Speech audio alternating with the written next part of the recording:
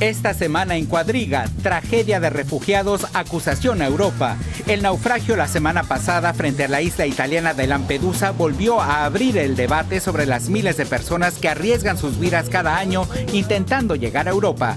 Son personas que huyen del hambre, la pobreza y la guerra de países de Oriente Medio, Asia y África.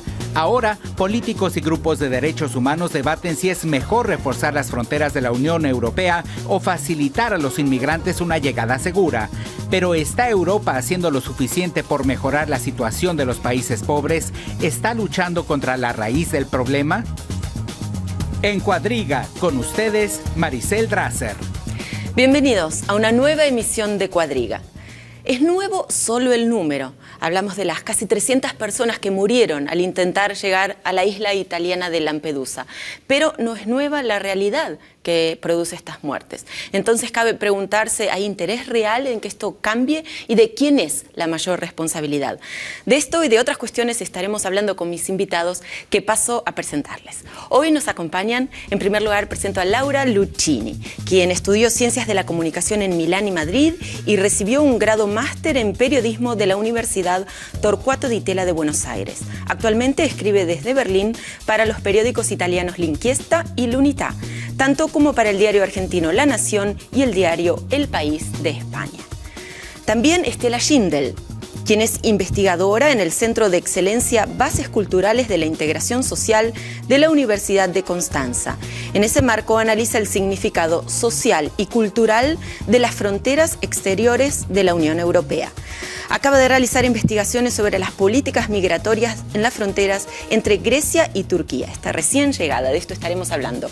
Y también Christian Jakob, es redactor del diario berlinés Taz y responsable de la portada del periódico. Anteriormente trabajó en la delegación de Bremen y realizó prácticas en el diario La Jornada de Ciudad de México.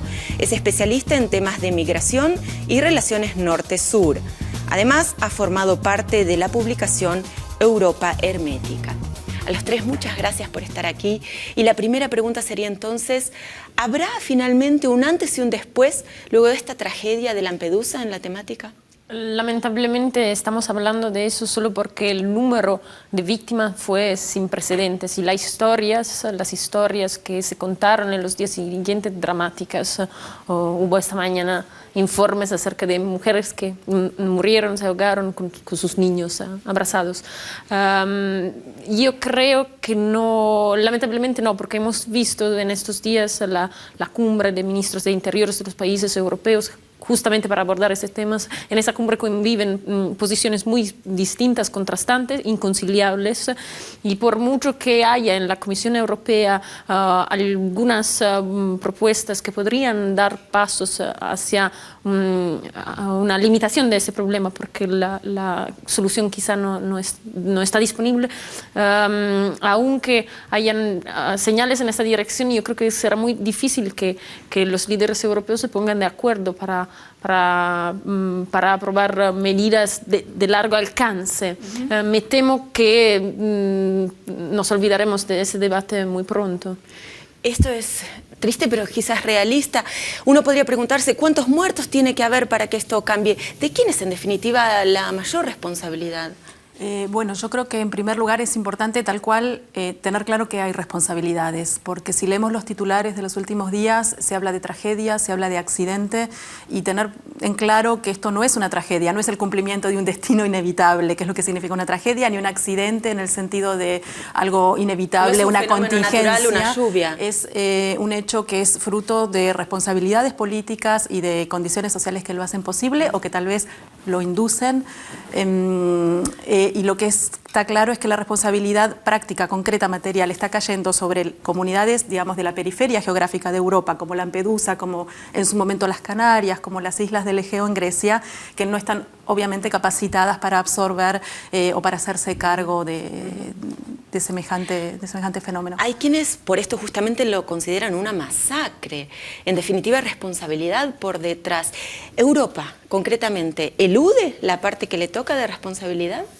Pues Europa se cumplió a los derechos humanos y al trato de refugiados de Ginebra, y eso quiere decir que tiene que ofrecer protección a cualquier persona que lo necesita. a personas que son perseguidos políticamente. Y hay leyes, hay tratos internacionales, pero al mismo tiempo no hay ninguna posibilidad de entrar a Europa, de llegar aquí seguramente, libremente y pedir asilo político. Es imposible. ¿Y estos derechos quedan en los papeles? Quedan en los papeles desde hace más o menos 20 años. Estamos observando una política contramigratoria desde los años 90, en cual Europa trata de evitar la llegada de inmigrantes por cualquier manera posible. Y hay una responsabilidad por parte de Europa que tiene que ver con cuestiones políticas y con cuestiones económicas. Sí, desde luego hay una responsabilidad de Europa, primero por cómo organizó las patrullas que rechazan estas naves que intentan llegar a Europa, y en segundo lugar porque no se puso el problema de rescatar estas personas en dificultades en aguas internacionales. No hay una política común de rescate. Estos rescates, las operaciones de socorro están simplemente delegadas a los países fronterizos, en los países mediterráneos, y a menudo organizadas simplemente por las islas, las pequeñas islas locales, y que no tienen la capacidad, el aparato logístico para gestionar estas emergencias. Y además es una situación jurídica muy compleja, por la que hay el absurdo que hasta un socorredor alguien que ayude se pueda encontrar en una situación de sospechoso. Efectivamente, tenemos que hablar también, sería bueno aclarar, de que no todos los países en Europa tienen la misma responsabilidad e incluso el mismo papel. Los países del norte, así denominados, no parecen estar muy interesados en que esto cambie y le dejan la responsabilidad a los países del sur, hablamos de Italia, de Grecia, quien terminan en realidad con los muertos en su casa.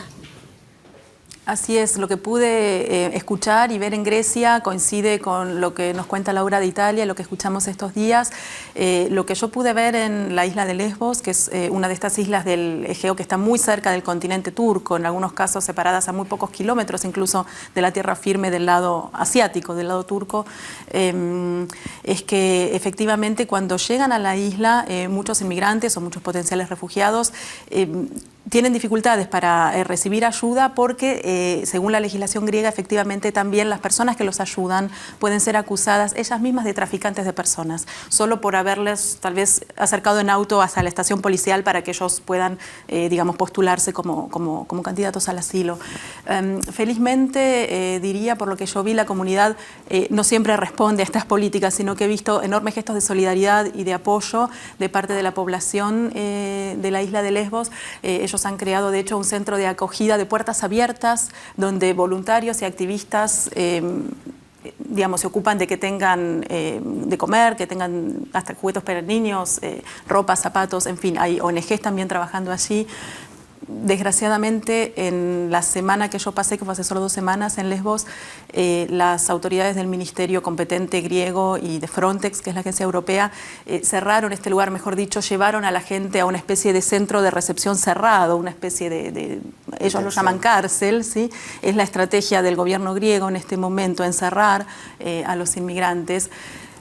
Pero lo que hay detrás de esto que también comentamos de Italia, en el sentido de penalizar la ayuda, penalizar la solidaridad, parece ser como un intento de atentar precisamente contra las relaciones sociales, contra el integrar a las personas. Algo de Italia, que la ley, aunque sea una ley muy criticada, prevé el derecho, o sea, el obligo de ayudar a las personas que están en el mar.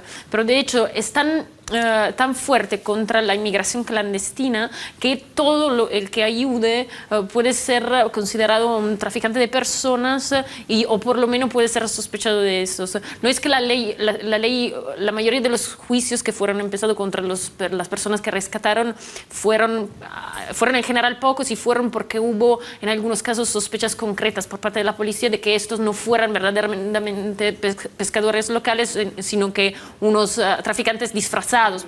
Pero ¿podría cambiarse o podemos tener esperanzas de que se cambie esta ley que penaliza la ayuda, yendo por sobre esta regla de alta mar de prestar ayuda? Claro, yo creo que la Unión Europea tiene el poder de cambiar su actitud y el mensaje que manda hacia el exterior, aunque sin modificar radicalmente su actitud. Y creo, sin embargo, que debería modificar radicalmente su actitud. El estado de cosas que hay ahora es muy brutal y no respeta los derechos humanos de las personas que viajan al mar. Porque convengamos que esto no es solo Italia o solo Grecia. En casi todos los países de la Unión Europea, quien, por ejemplo, alquila un lugar, aloja a alguien, un inmigrante sin papeles, es penalizado.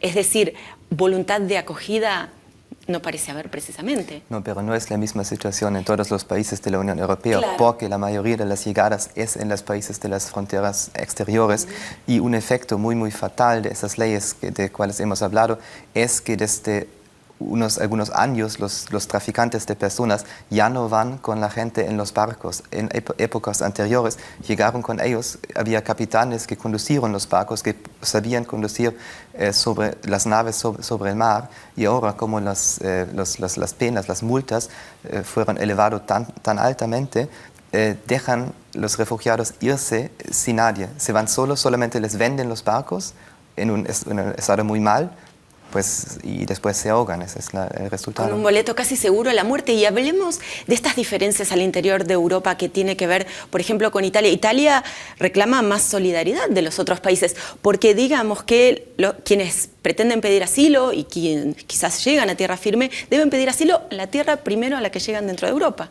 Claro, hay que distinguir primero la inmigración clandestina desde los que viajan para pedir asilo. Los que viajan para pedir asilo tienen que ser garantizados por los acuerdos internacionales de la posibilidad de hacerlo y llegar a un sitio y pedir asilo. Pero los acuerdos europeos, según la última ley, imponen que quien busca el estado de refugiado político lo haga en el punto en el que llega. Entonces, Italia se siente un poco dejada sola en eso, en gestionar esa masa de personas que llegan.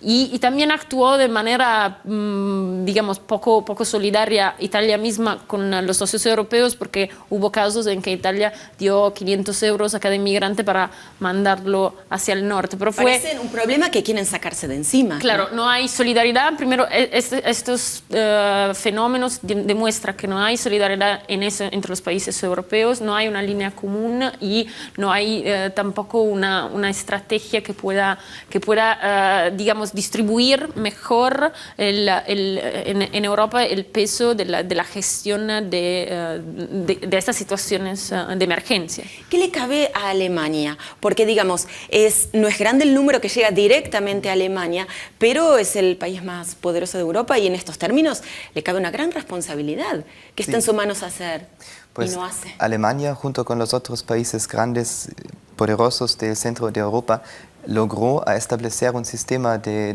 distribución de refugiados, una arquitectura de asilo dentro de la Unión Europea que es muy, muy, muy conveniente por los países del norte y muy, muy inconveniente por los países pobres del sur. ¿Y no tiene mucho interés en que esto se cambie? No tiene ningún interés. Desde los tratos de La Hague en el año 2004, la Unión Europea empezó a armonizar su sistema de asilo. Había negociaciones por más de 5 años y en este año, en el junio de 2013, pues empezó el nuevo sistema armonizado de la Unión Europea de asilo y no se cambió nada. Los países del sur siempre insistieron a cambiar ese sistema, a distribuir los cargos de asilo equilibradamente sobre la Unión, pero no se cambió nada. Hasta hoy es lo mismo. Cada persona que llega a un país del sur solamente puede hacer su procedura de asilo allá y es la sola responsabilidad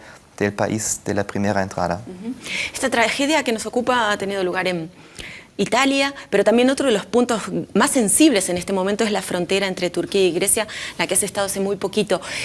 ¿Cómo es estar allí? ¿Cómo es vivirlo? Porque no son números, son personas, son historias, son personas muertas, son personas que llegan, pero que no la pasan muy bien tampoco. Bueno, como contaba, esa es una de las cosas que me conmovió de esta comunidad. O sea, en el caso de la isla de Lesbos hay que decir que hay una tradición, diría, muy hospitalaria y de mucha solidaridad. Aún en este momento de crisis. Bueno, hubo varias crisis que tal vez no tuvieron tanta atención mediática, pero en el año 2009 la comunidad en Lesbos consiguió que se cierre el centro de detención de Paganí, que era un centro conocido y denunciado por la ACNUR por las terribles condiciones de hacinamiento e infrahumanas en las que estaban alojados los inmigrantes, los refugiados. Lograron que esto se cierre en 2009. En el verano mismo, junio, julio de este año, hubo una llegada de inmigrantes que estaban directamente en una zona del puerto dejados bajo el sol del Mediterráneo. En julio lograron también revertir esta situación. O sea, hay una comunidad muy activa que nos habla de una Europa donde los ciudadanos a lo mejor no tienen la misma tesitura que los políticos, donde del lado de los ciudadanos hay una voluntad de acogida, de recepción. Hay una red de activistas que se llama Welcome to Europe, bienvenidos a Europa, una otra manera de llegar a Europa. Hay, digamos, lo vi con mis ojos, ciudadanos normales que les acercan, como decía, lo que necesitan. Y hay también, como se conversó también para el tema de Italia, una especie de superposición o de vacío de competencias, de responsabilidades. Es la municipalidad, es el ministerio a nivel federal griego, es la comunidad europea, hay ONGs involucradas y hay, lo que vi, sobre todo una sociedad civil muy comprometida en ayudar y de alguna manera diferenciándose de un discurso que está imponiéndose también muy fuerte de la invasión, ¿sí? Un discurso que de alguna manera estigmatiza al inmigrante y que por el contrario le tiende la mano, lo cual no soluciona el problema de fondo, pero nos hace pensar que no todo en Europa es cerrar las fronteras. En esto me gustaría detenerme, porque si bien hay comunidades que reciben con los brazos abiertos, también hay un gran consenso en la población de discursos que dicen, bueno, en realidad no es nuestro problema que se queden en África, bueno, discursos xenófobos de todo tipo. Debemos reconocer que esto también existe. Sí, en Italia precisamente la ley que tenemos muy estricta en contra de la inmigración clandestina, pero en contra de las llegadas de extraeuropeos desde europeos pobres a Italia, fue aprobada justamente por un gobierno de derecha de Silvio Berlusconi en 2002 y trae el nombre de los dos líderes políticos que la aprobaron, que fueron Umberto Bossi y Gianfranco Fini, y son dos líderes, uno de un partido xenófobo, Liga Norte, y el otro de un partido posfascista, Alianza Nazionale. Y en ese momento que había muchas llegadas, digamos, gozaron de cierto apoyo de la población, de quienes los había votado, hay que reconocerlo, ¿no? Y en Italia no es en ese momento el auge de movimientos populistas, xenófobos de extrema derecha, porque en las últimas elecciones el partido Liga Norte, tradicionalmente contrario a la inmigración, sacó un resultado bastante decepcionante. O sea, teníamos un gobierno de gran coalición central que tiene la posibilidad de modificar las cosas, pero tiene a la vez que tener mucho cuidado que la emergencia de la inmigración no ofrezca, sumada a las tasas de desempleo muy alta, a la crisis económica, no ofrezca un terreno fértil para el auge de nuevos movimientos xenófobos. Seguiremos con esta discusión. Ahora quiero compartir con ustedes y con nuestro público un informe que hemos preparado que tiene que ver con Frontex, esta agencia europea para vigilar las fronteras exteriores de Europa, creada hace casi 10 años, en 2004, que cuenta actualmente con 85 millones de euros de presupuesto anual. Y así funciona. Veamos el informe. Frontex es una agencia europea cuyo fin es vigilar las fronteras exteriores de la Unión Europea y evitar la entrada de inmigrantes indocumentados. Trabaja junto a las agencias fronterizas de los estados y las coordina, pero en los últimos años se redujo drásticamente su presupuesto. Algunos políticos aseguran que Frontex necesita más dinero para las patrullas, que no solo sirven para evitar la inmigración, sino también para salvar la vida de la gente que intenta cruzar el Mediterráneo en frágiles barcas. Pero ciertas voces críticas acusan a Frontex de poner en peligro las vidas de los inmigrantes, impidiendo el paso de las barcas y devolviéndolas a alta mar. Denuncian que este procedimiento es ilegal, pues niega el derecho a solicitar asilo. Luces y sombras de Frontex. ¿Esta agencia es parte del problema o de la solución?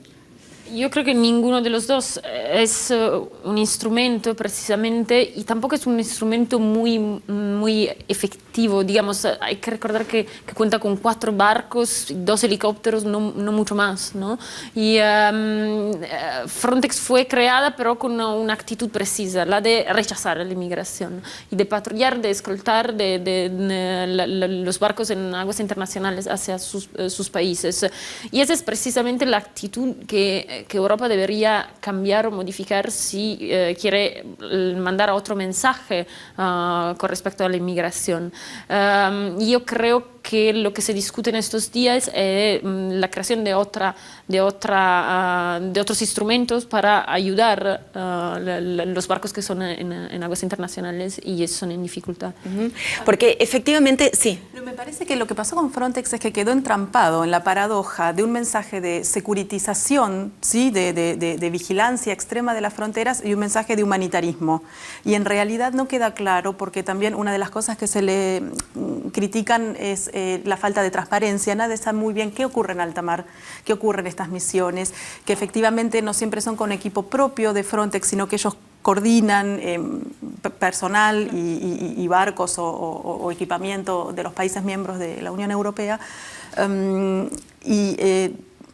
Precisamente hay esta contradicción, como decía, hay un mensaje de securitización, de vigilancia, de casi diría militarización de las fronteras, cuando estamos hablando de población civil, porque son civiles desarmados los que llegan a las fronteras, y como en el caso de la lucha contra el terrorismo u otros casos, vemos como un gran discurso de vigilancia y de patrullamiento sumado a este discurso de la invasión, de las metáforas orgánicas y la enfermedad, que un alto jefe de la Guardia Costera griega que pude entrevistar me decía: es un río, hay que cambiar el cauce del río, sí, como si fuera algo orgánico y no vidas humanas y sobre todo hechos sociales, hechos políticos que tienen una causa.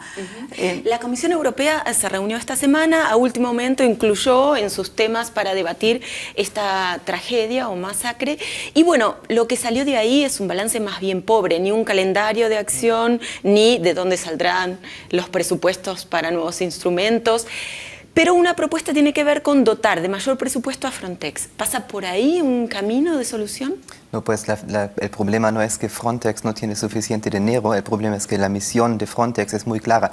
Quiere que la gente no llegue a Europa. Eso es la única razón por cual existe. Y no es solamente Frontex. Hoy en el Parlamento de Estrasburgo, el Parlamento Europeo, se hace un debate sobre un nuevo sistema de vigilancia de fronteras, se llama Eurosur. Que entraría en vigencia en el próximo diciembre. Sí, es una armonización de todas las autoridades de vigilancia de fronteras.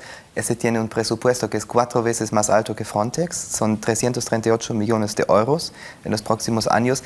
Y es claro, dónde va a llegar esto, es que van a seguir a cerrar completamente el acceso a Europa, están externalizando la protección de las fronteras hacia los países de África del Norte para evitar que la gente llegue al territorio europeo y también para evitar que tienen que deportar a la gente que sí logra llegar acá. Además podemos pensar que cuanto más Europa cierre sus fronteras, más las vigile, bueno, más costosos y más peligrosos serán los caminos, las rutas. Sí, exactamente. Es que desde más o menos 20 años la gente está muriendo en el camino porque es siempre más difícil encontrar un camino para llegar legalmente a Europa. Ahora ya es casi imposible, así que solamente quedan las rutas muy lejanas, las rutas cortas, fáciles, por ejemplo, entre el norte de Marruecos y el sur de España, que es un camino muy corto, comparablemente fácil. Está completamente cerrado, es imposible de cruzar y esa es la razón por la cual la gente empezó a tomar la ruta central mediterránea de Libia, de Tunisia hacia Italia del Sur, hacia Lampedusa. Es una distancia mucho más larga y evidentemente es mucho más peligroso y mucha más gente muere. ¿Y qué se puede cambiar en el continente africano para que esto no sea como es? ¿Hay también responsabilidades por ese lado? Yo creo que otra vez hay que distinguir, ¿no? Hay los que buscan refugio político, que huyen de situaciones de guerra. A estas personas habría que garantizarle corredores donde pueden... Un corredor humanitario. Un corredor humanitario donde puedan viajar. Habría que organizar puntos de información donde puedan lograr la información necesaria para hacerlo. Otra cosa es la inmigración clandestina. Esa se contiene en parte también con acuerdos con los países interesados. Es una parte del problema. También se habla en estas circunstancias muy a menudo de mejorar las condiciones de vida en los países de donde proceden estas personas. Obviamente son digamos, teorías muy abstractas, ¿no? Desde luego, pero vale para cualquier situación. Aparte de los acuerdos internacionales, aparte la formación de rutas para los refugiados, no sé qué se puede hacer para contener la inmigración clandestina. Porque parecen todos rasgarse las vestiduras ante estas muertes, pero después no llegan las acciones concretas en algún sentido para modificar. Hay hipocresía, indiferencia. ¿Cómo podríamos calificar este estado de situación actual? A mí me parece que lo que está en juego, más allá de que haya o no antes o un después de Lampedusa, como preguntábamos, es de alguna manera la misma definición de Europa, de lo que es el proyecto Europa, el proyecto de la Unión Europea, del cual tantas veces hemos escuchado que le falta contenido, le falta como ese trasfondo cultural, esa legitimidad que realmente la haga ser algo más que una estructura política o administrativa o burocrática, poco transparente, que es como la percibe gran parte de la ciudadanía. Creo que lo que está en juego es si Europa va a estar, digamos, a la altura de los ideales de respeto a los derechos humanos, de igualdad, de justicia, digamos, sobre los que se asienta, o si esta política, digamos, de cerrazón va a generar esta especie de doble discurso. Por lo pronto, haría falta una nueva política migratoria en términos de todo el continente, del bloque. No, claro que sí. Eso fue precisamente lo que se había intentado en los últimos 10 años con el sistema armonizado de asilo de Europa, y el resultado fue nada. Prácticamente no se cambió absolutamente nada. Lo que se necesitaría hacer sería establecer un sistema de distribución egalitario entre todos los países europeos, incluso los países grandes del centro. Se tendría que abrir un corredor humanitario para que todas las personas que necesitan protección internacional, que tienen el derecho de obtener asilo político en Europa, pueden llegar acá para reclamarlo. Y la tercera cosa sería empezar un programa de inmigración de trabajo. Gente que no son refugiados, no necesitan y no quieren asilo político, solamente quieren venir acá para trabajar, y eso es algo lo que las economías, aunque habrá una crisis, las economías europeas, sobre todo la de Alemania, necesitan inmigración desde afuera de la comunidad europea. Distribución del número de personas con asilo. Hay propuestas que sostienen que podría hacerse teniendo en cuenta el número de la población del país y también el PBI, el Producto Bruto Interno del... Sí. Hay dos conceptos, y el concepto más avanzado diría que se tendría que hacer 60% el PBI y 30% el tamaño de la población, y según esta clave se tendría que hacer una distribución con dos excepciones. Una excepción sería gente que ya habla un idioma de un país europeo, tendría que tener el derecho de llegar acá. Eso significaría que Francia y Inglaterra recibirían más de la cuenta, y entonces los otros países europeos tendrían que pagarles. Y la segunda cosa es que si ya viven familiares de refugiados que llegan acá, ellos tendrían que tener el derecho de llegar al país donde ya tienen familia. Pero en general se tendría que establecer una clave con esos dos números. Pero estas fronteras no son solo de las que hemos hablado, también es, por ejemplo, Barajas, muy cercana en historias para nuestro público, América Latina. Sí, esto es importante tener en cuenta, que incluso el mandato de la agencia Frontex de la que hablábamos no se limita al Mediterráneo, sino que el lema de ellos de hecho es tierra, agua y aire, porque se ocupan de las fronteras marítimas, terrestres y aéreas, es decir, los grandes aeropuertos internacionales de entrada a Europa son también una frontera internacional, son problemáticos, sabemos también muy poco sobre lo que ocurre, pero muchos de nosotros y seguramente de nuestra audiencia han escuchado alguna historia de maltrato y de deportaciones veces en condiciones poco transparentes en aeropuertos de llegada a Europa, por ejemplo en Barajas. El concepto que se maneja en Frontex es el de, lo llaman Integrated Border Management, manejo integrado de fronteras. ¿Qué significa esto? No solo rechazar la inmigración no deseada, sino también facilitar el cruce de la frontera para los ciudadanos europeos o para los que ellos llaman viajeros de buena fe. Entonces hay como, por un lado, una tecnificación y sofisticación del cruce de frontera para que sea más fluido, más fácil en los grandes aeropuertos para ciertos viajeros y esta tecnificación extrema de la vigilancia en el caso, como vimos, del Mediterráneo, pero también de otras zonas de fronteras terrestres. A mí por lo menos me parece un tema a pensar y me llama la atención este gran contraste entre la alta tecnología, por un lado, la sofisticación, se usan radares, cámaras térmicas, drones. ¿No se ahorra ahí? No se ahorra, al servicio, como decía, de proteger contra una supuesta invasión de población civil que termina muriendo de causas así llamadas naturales o por la exposición, digamos, a los elementos, digamos, al agua, al acedo, al hambre, si están tratando de cruzar una ruta difícil. Creo que ahí hay un tema a pensar, este despliegue tecnológico en función de cruzar, como escuchamos, por rutas cada vez más peligrosas. Y esto no se da solo aquí en Europa, hay fenómenos que de alguna manera pueden establecerse paralelos en América Latina. Pues en Europa el problema es que inmigración siempre se trata, se ve y se discuta como un problema, como algo a evitar. Un peligro.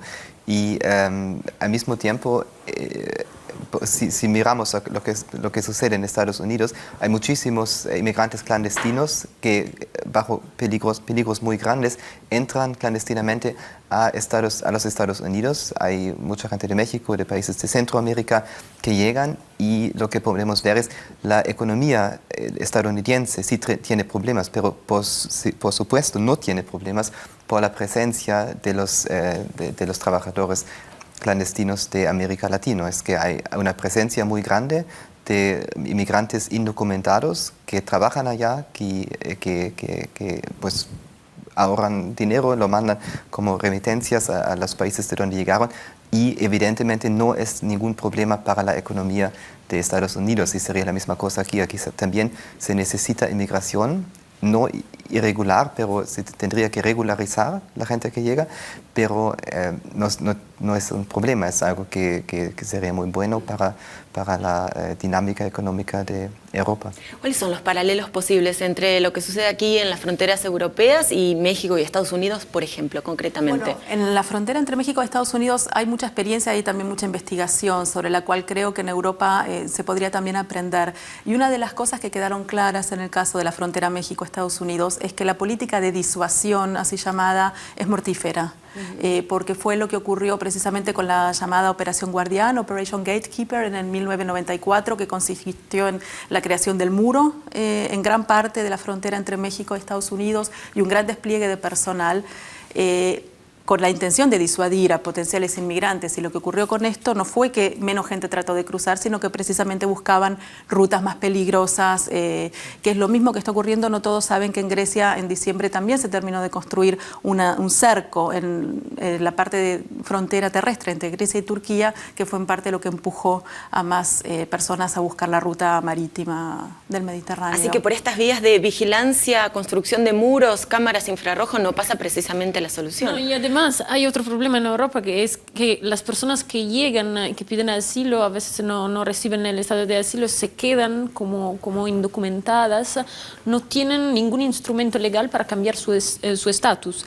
Y ellos simplemente son indocumentados y aunque logren alcanzar un trabajo más o menos dignitoso y donde su jefe esté dispuesto a regularizar su posición, eso no es posible. Por ejemplo, en Italia no es posible regularizar su posición y entonces eso alimenta toda una economía negra y las mafias que están detrás de estas economías negras. Entonces lo mismo ocurre en España, en el sur de España. Lo que vamos a ver es que estas personas se quedan haciendo trabajos informales en condiciones humanitarias pésimas y bajo la amenaza constante de a menudo jefes o líderes de trabajo que los amenazan con denunciarlos y con terminar en la cárcel. Vos también has estado varias veces en las fronteras. ¿Qué podés compartir con nosotros, una experiencia que te haya llegado mucho, justamente para que este tema no quede en palabras, en discursos, en números? Son personas con historias, con toda una vida detrás que puede quedar truncado. Sí, pues uno de los lugares más densos es en Marruecos. En Marruecos es el único lugar donde hay una frontera terrestre entre África y Europa, porque España tiene dos enclaves allá desde hace siglos, y muchísimos inmigrantes subsaharís que logran llegar allá, pues se quedan por años y por años y por años, porque es imposible para ellos seguir hacia el territorio del contrato de Schengen. Hay un tipo de militarización en estas enclaves muy alto. Es una cooperación de la Guardia Civil Española con el militar de Marruecos, y el resultado es que la gente no puede seguir y no puede regresarse, y hay como un espacio completamente con un vacuum. Un vacío. Sí, un espacio vacío, sin ningún tipo de derecho, no son documentados en Marruecos, no pueden regresar a sus países, porque eso significaría que todas sus esperanzas y las perspectivas para una vida mejor ya no se cumplirían, y pues sí, es una situación. ¿Y cómo tiene que ser ¿Cómo tiene que ser la desesperación para subirse a esa barcaza en malas condiciones? Mucha gente antes ni siquiera vio el mar, no saben nadar y saben que es muy peligroso, pero es la única opción. ¿Cómo tiene que ser esta desesperación a lo largo del tiempo para tomar esta determinación?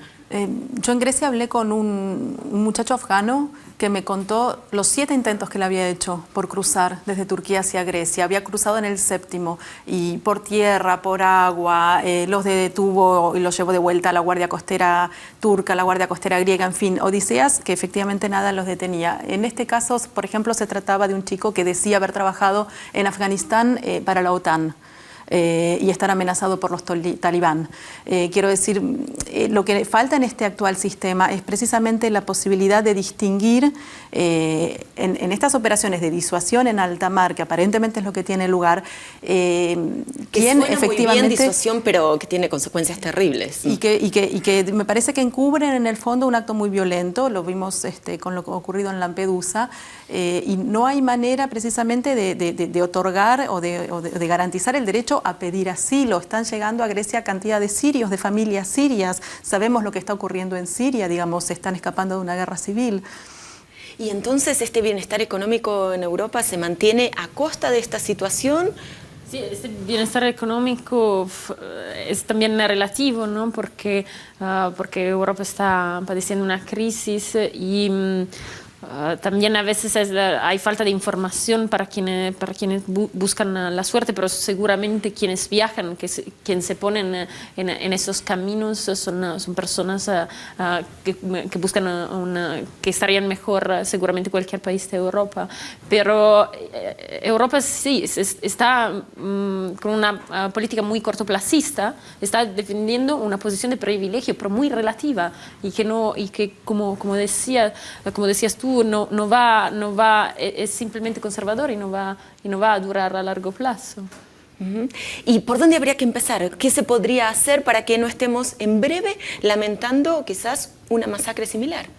Pues, como he dicho, serían dos cosas: abrir un corredor humanitario, distribuir los refugiados egalitariamente, y también hacer la posibilidad de entrar a Europa para trabajar. ¿Y existe la voluntad política para hacerlo? Pues Europa no es un bloque entero. Hay mucha gente que sí dice, tenemos que abrirnos. Es bueno, hay muchos científicos que dicen, sería una necesidad muy grande que Europa se abría más también hacia África. Y no es que los políticos conservadores son solamente la única voz de Europa. Cuando preguntabas sobre la voluntad política, decías que no con la cabeza. No, porque no veo en absoluto que haya esta voluntad política. Lo que hemos hablado hoy es, digamos, lo que yo también comparto, ¿no? Que haría falta más solidaridad desde Europa y que no solo haría falta, pero también Europa lo necesita, pero no veo en ningún poder político, en ningún gobierno de Europa la intención de moverse en esa dirección. ¿Y hay ausencias de discursos que realmente condenen con fuerza este fenómeno y que entonces quizás por eso también sobresale el de un líder religioso como el Papa, que ha dicho en realidad se globaliza la indiferencia? ¿Hay algo de esto? Yo creo que sí, fue un acto de gran contenido simbólico cuando el Papa viajó a Lampedusa. Hay una filósofa norteamericana, Judith Butler, que dice que el duelo puede ser político. Es decir, ella habla de las vidas precarias y de cuando una vida es relevante. Dice, cuando podemos hacer duelo, cuando podemos hacer luto por una vida, no se convierte en una muerte anónima, ¿sí? Entonces adquiere relevancia política. Me parece que lo que se está jugando a partir de lo sucedido en Lampedusa, que a las víctimas aparentemente van a recibir funerales honores de Estado por parte del gobierno italiano, después de que, como se dijo, hay como casi 20.000 muertos en los últimos 15 años, de las cifras conocidas, porque es una cifra que es la punta del iceberg. Y que por otro lado, solo de esta tragedia, los muertos podrán quedarse, los muertos reciben la nacionalidad italiana y quienes han sobrevivido tienen penas de multas o de expulsión del país. Es por lo menos cínico. Es bastante paradójico y me parece que se abre una ventana de posibilidad para repensar lo que está pasando, sí.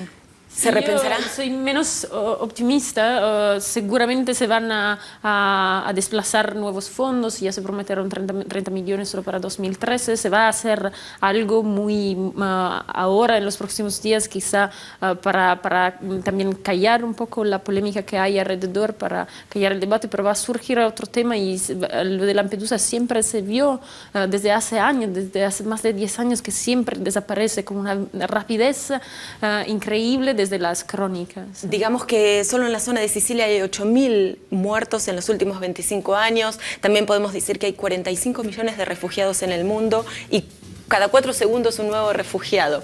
¿Se mejorará esto en el próximo tiempo o tampoco hay optimismo por aquí? Pues espero que sí, pero... Habrá que ver. Sí, habrá que ver. Gracias a los tres por haber estado y gracias a usted por habernos acompañado. Recuerde que puede escribirnos. Termina aquí Cuadriga por el día de hoy, pero nos interesa su opinión. Las leemos todas. ¿A qué dirección? cuadriga@dw.de. Digo otra vez, cuadriga@dw.de. Gracias. Será hasta la próxima.